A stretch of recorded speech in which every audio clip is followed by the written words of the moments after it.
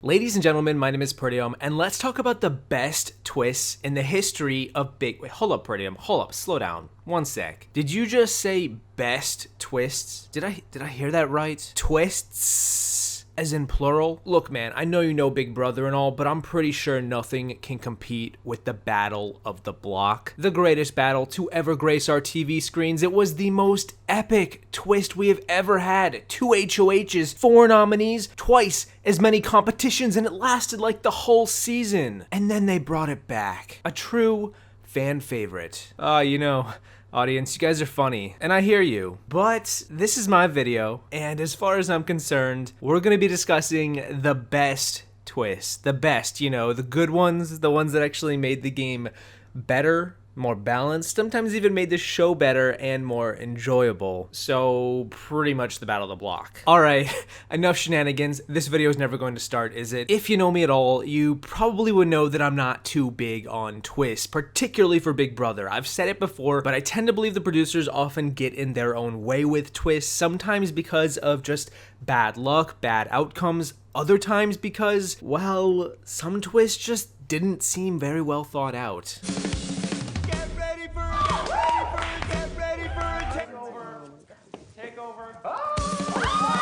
But every so often, I do think a good twist does pop up, and I want to acknowledge those twists in this video. To give you guys an idea of what I'm talking about, I've gone ahead and written down every single twist in Big Brother US history, and then categorized them into 3 tiers. Good twists, mixed twists, and why? Why? Also known as, really?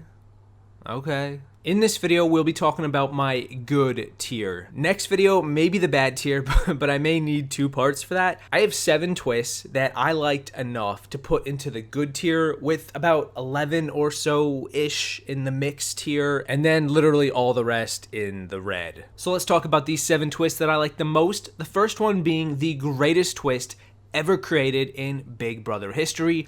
Right out of the gate, we are going to go right to the top. Heck, I think this twist may be the greatest twist ever created in all of Big Brother, and I would dare say it's even better than the greatest twist in Survivor. Of course, as I've already said, I'm talking about the Battle of the... No. I'm talking about the power of Veto, the POV. Guys, we were told to expect the unexpected. Well, I hope everybody is ready, because the game as we assumed it is about to change. This is the Big Brother veto. This is the power to take a nominee off of the chopping block, saving them from possible eviction. The holder of this silver medallion can save one of the 2 house guests. The glorious Golden God itself, first created in Big Brother 3 and has since been a staple for the rest of Big Brother history. Now, some of you might be thinking, is the POV even really a twist? I would say yeah, because the game of Big Brother doesn't need the veto to work, just like Survivor doesn't need idols or Celebrity Big Brother doesn't need viable strategy. The POV was created to give the nominees a chance at safety, to make each week a little bit more unpredictable. Kind of like a nerf to the HOH's power, you still have a lot of power as the HOH, but the risk taken of being that HOH is now higher with the chance of additional nominees. I think it also makes the TV show better, as it allows a second competition each week, which I think is just like the perfect amount for a regular week of Big Brother. I like that the POV gives the nominees a chance to utilize numerous avenues to survive. There is, of course, the physical game, which is just winning the competition to guarantee your safety, but then winning too many POVs, or even just one, can be a risk to your game too, as you might become too big of a threat to other people. But then you can just throw the competition to appear weaker, which is another viable strategy and a polar opposite to the 1D checker jump of simply winning it. Or perhaps you rely on your, wait for it, social game. Rally your friends to win the veto on your behalf and take you off the block. Or kiss up to the current HOH in the event that they win the veto, because they're definitely going to be playing in that competition, unless it's BB Can 7. The silver veto, which was originally also in Big Brother 3 and lasted most of the season, was a bit weak, but the golden veto is the perfect amount of balance to ensure it would become a series-long staple to the show and the game. It's not overpowered like the diamond veto, nor is it underpowered like the silver variant. And, I don't really need it to be altered. any further in any way. This isn't G's haircut. They trimmed a little off the top. Just, let it be. Let it be. Put the razor down, bro. We don't need to draw any blood. Actually, we do, because another twist that I love a lot is another fun format change to the game, and it is the double eviction. Initially introduced in Big Brother 5, it was originally held over the span of a few days instead of just one episode. But why not go faster than that? In Big Brother 7, we saw our first fast double eviction where 2 players left in one night, and since then, it's just been off to the races. Double evictions, once known as the fast forward, are just really exciting television. It's the same Big Brother game, but just really fast. Gotta go fast. The game is all still there. An HOH, a POV, but it all happens in an instant. Like, you go to the bathroom and you're gonna miss like half of the week's strategy. And then yeah, you get a commercial break to talk strategy, to make nominations, to decide your vote. Some crazy stuff has gone down during these moments, particularly because these moments are all live. There's no editing, no story sequences, no sound effects. The drama is live. The strategy is unfolding at lightning speed before our eyes, and it really feels like anything can happen. It's definitely not a twist that favors these slower, more methodical players, but I do think it creates a unique twist that makes for good TV without compromising the core values of the game. And I have to put this person up because they have been playing me and thinking that I would not realize that this was happening, Judd. You are Janelle, dude. You are Janelle. That was so humongous. A third twist I like is maybe more of a modification, but I like the fact that the number of players competing in the veto competition was reduced over the years from the entire house to just 6. I do consider this to be a bit of a twist, maybe more to the format. Although similar to the silver to gold veto, I think it's maybe more just of a tweak. Originally, the veto competitions had the entire cast play in the veto, which was just way too many people. The stakes were way too low, way too often for too many, so they cut back to just 6 people in the veto, but each nominee and the HOH got to pick a person to play alongside them. This created the tricksy backdoor strategy we hear a lot about today, preventing certain players from being able to compete in the veto and thus save themselves, but it was the best twist in BB7 that sealed the deal for me. In the first week of Big Brother 7 All-Stars, the permanent twist to the veto draw was that it was now going to be done randomly. And while I'm not always a big fan of RNG, in this case, I think it spices the game up. The stakes for who gets picked can be high or low or somewhere in the middle, and it's really just a game of odds. Even if you do get picked to play, it doesn't mean you've actually won anything. So I like this twist to the veto draw. It's simple, it's a bit random, and in my opinion, it's just simply in my good tier. However, this year, those players will not be selected by the HOH and the 2 nominees. Instead, a random draw will determine the other house guests playing the veto competition. Spin the wheel, make a deal. Watch it. Here we go.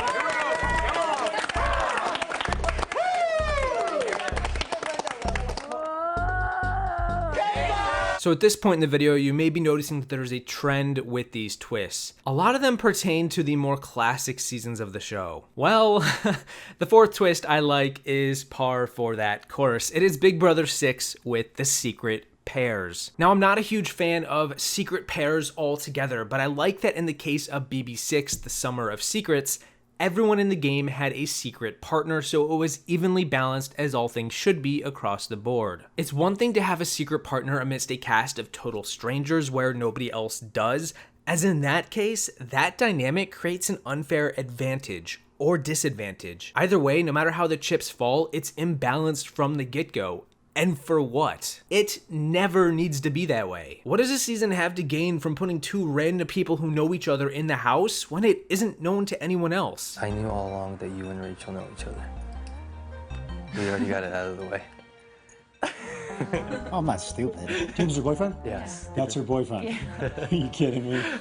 Oh, I thought it was his sister. Which then leads me to my number 5, the twin twist from BB5 and BB17. Wait a minute, am I blatantly contradicting myself with what I just said with the secret pairs? In this case, in the cast, there were a pair in the house who knew each other, and it was a secret from the rest of the cast, but it wasn't just handed to these 2 players on a silver platter. I think that is the main difference between the twin twist and, say, 2 people who for sure know each other, like Ryan and Jen from BB9, the Willett sisters from OTT, or What do you know, Tommy and Christy from Big Brother 21. The risk to reward ratio is just, it's a little too imbalanced for my liking. Tommy being in this house could be an amazing thing for my game, or it could be a horrible thing and blow up in our faces if anyone finds out that we know each other. Both sets of twins, Adria, Natalie, Liz, Julia, had to play the game basically at a disadvantage because each of them only had half of the time in the house before they had to secretly swap with their twin. It's a bizarre concept, but I kinda love it. It was especially great in BB5 when the reveal happened, particularly because nobody saw it coming, but also because numerous players that season had identical twins too, which was definitely intentional, and it makes me wonder if there was ever more to this twist that never made it to the show. The twins had the advantage of knowing each other, but they had the disadvantage of not being able to play the game at the same time for the entire first month, which is arguably the most important month to create these social connections. And while I understand that this twist isn't perfectly balanced, I do think that the trade-off is the great TV that it gave us. Me and my sister, we have been switching in and out sporadically. Sometimes it's a day, sometimes 3 days, that type of stuff, and sharing different information. We have to switch in and out of the house. It's 5 weeks. And if we do that successfully, then at that point, her and I will be able to come into the house together. I don't think anyone in this household could imagine the demands that it puts on a person. Right now, I'm not playing the game for me, I'm playing it for her. Well, it's time. So, go ahead, make the switch. Have a look. I can't tell you apart. Love you. You good. The last two twists on my good list are gonna be hot and cold. Let's just get right into it. The sixth best twist in my books is the have and have not twist. See what I mean? Hot and cold showers, eh?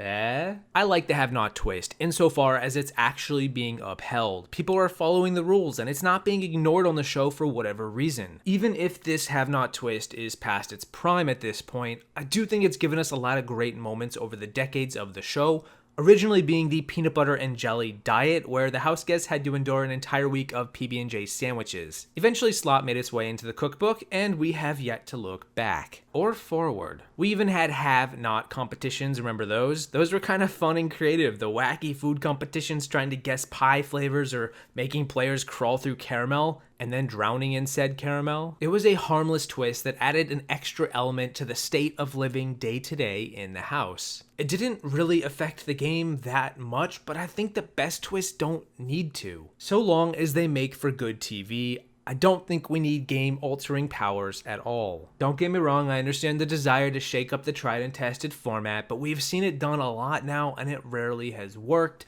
So maybe go back to this drawing board and focus on the drama and character building moments instead of just one more competition to win a new power app. I think the have-nots are pretty harmless and not very controversial. So let's end the vid with my last pick, which I think is going to be a hot take. The last twist I really liked and even got me hooked on the show itself. It's the saboteur twist from Big Brother 12. Saboteur. No way. It's a saboteur. Shut up. Saboteur! Saboteur! Why hasn't this twist returned? I get it, it flopped hard in week 1 when Annie was evicted, but I would love to see good old pal Stabby back one more time. Kind of like the twin twist. They could even tweak it a little, maybe make the saboteur a different person each week, and if they succeed, they get to win some cash for that week that'll carry over to the end of the game no matter what. Make it more unpredictable and free-floating, therefore it can't just get evicted in week 1. And no, I am not looking for Team America 2.0 from Big Brother 16, which half the time had game implications anyway and basically forced an alliance on several players from the very start, and forced that play from Frankie on us. Our mission this week for Team America is to make up our own mission this week to impress America. They want us to do something fun and simple, and they want to give us this money. We could do like a Big Brother play. I don't know. Well, freaking pedicab driver, bro. Like, not gonna lie, I tried to form an all-girls alliance, except then I went and I told all the boys that I wanted to do it. If you become a have-not, what special food would you like to request? You must answer apple pie. If Julie says yes, you have impressed America. I'll go with my favorite dessert and say apple pie. Apple pie for have-nots, Frankie? Yes, please. I'd say that's an overwhelming no. The saboteur was fun.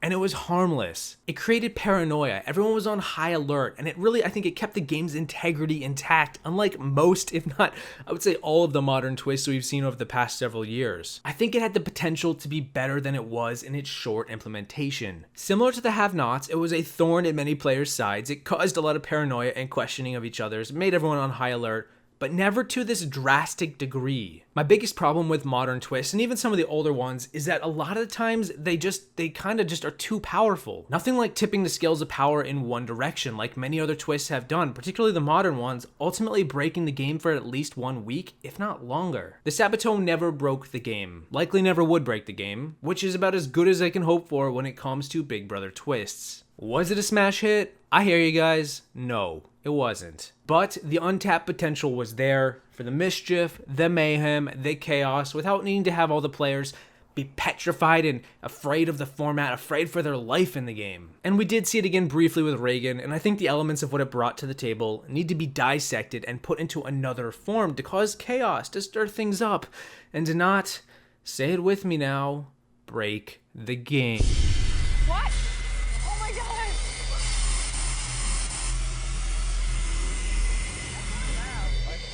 I've padlocked the storage room door where all of your food and supplies are kept. That's weird. Why would they lock us out of there? Hope you enjoyed my latest sabotage, but unfortunately, it's going to be my last. That's right, guys, it's me. Cut it out, Matt. You're not fooling anybody. We know you're the saboteur. Anyway, that is my personal opinion on the best twists in Big Brother history. There's definitely a through line with them. Feel free to let me know your thoughts on my thoughts or the twists you thought were the best. Either way, my name is still Peridiam saying thank you guys for watching. I do hope you enjoyed this video. Don't forget to join my Think Take Twist roundtable session for BB22. And I will see you in the next one once I... What? Dang it, production. What did you break now? Congratulations, Jeff. You have been selected by America to receive the special mystery power. The power of... what? Coup d'etat? Coup d'etat. Okay, let me start over.